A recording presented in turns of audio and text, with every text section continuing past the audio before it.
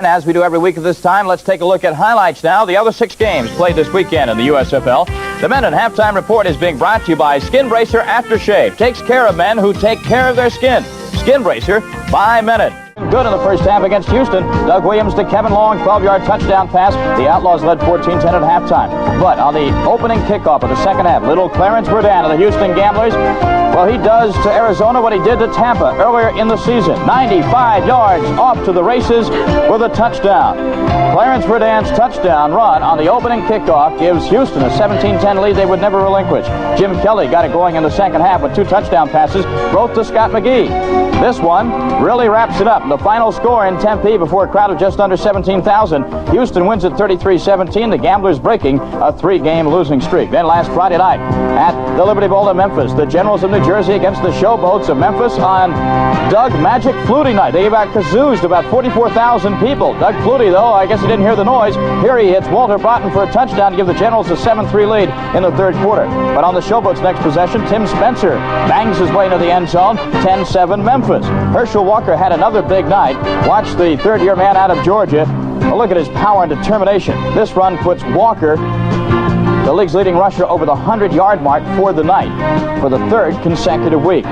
Later on at the 1-yard line, Doug Flutie fakes the handoff, and they call that the naked bootleg. Well, Doug Flutie runs it in for a touchdown, 14-10 New Jersey. Fourth quarter now, Walter Lewis back to pass. He gets hit, coughs up the football. Bobby Leopold, a veteran linebacker, recovers for the Generals deep in Memphis territory. And once again for the Memphis one, Herschel Walker into the end zone. Herschel in this game had an excellent night and ran over the 1,000-yard mark for the season. The Generals win it. They're now 6-3. Last Saturday night in Orlando, they were dancing on the sidelines for the Renegade cheerleaders, but Jacksonville had all the fun. Ed Luther stumbles, regains his balance, hits Mike Rozier with a 4-yard touchdown.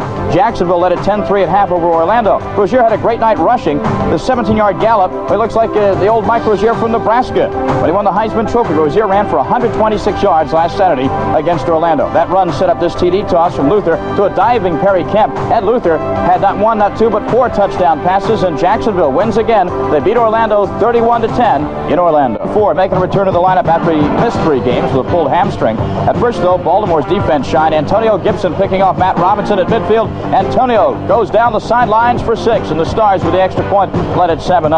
Now, the man the Stars call KB, Kelvin Bryant, 3rd-year runner out of North Carolina. Well, he takes over the ball game here, taking an overhand lateral of sorts from Chuck Fusina, gets some nice blocking, gets around the left corner, and he is gone. 82-yard touchdown run for Bryant. He ran for 185 yards on the day against the Portland Breakers.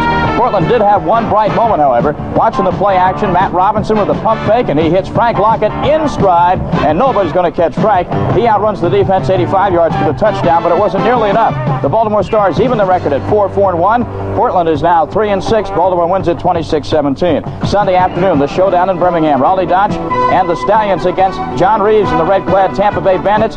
Reeves running up against a rock-hard defense is intercepted here by Chuck Clanton. His league-leading 11th INT of the season. The Stallions had 5 interceptions in all on Sunday. Second quarter, 7-3 Birmingham. Cliff Stout looking for his ex-Steeler teammate Jim Smith in the end zone.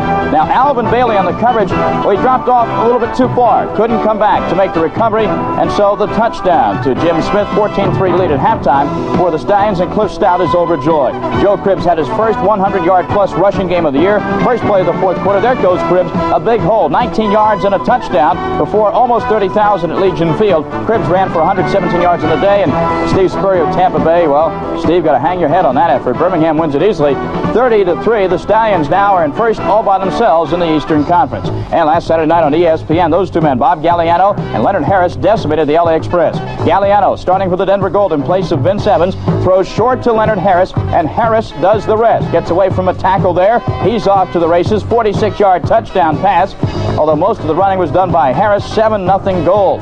Second quarter, Galliano threads the needle on a blue darter, 9-yard, yes, to Leonard Harris, touchdown. The two combined on 3 touchdowns for the night with 17-0 Denver at halftime. Billy Johnson, oh yeah, he was there for Denver. A 15-yard touchdown run here, part of a 131-yard rushing performance. Galliano and Harris weren't through, though. They combined once more, 30-yard pass and run combination.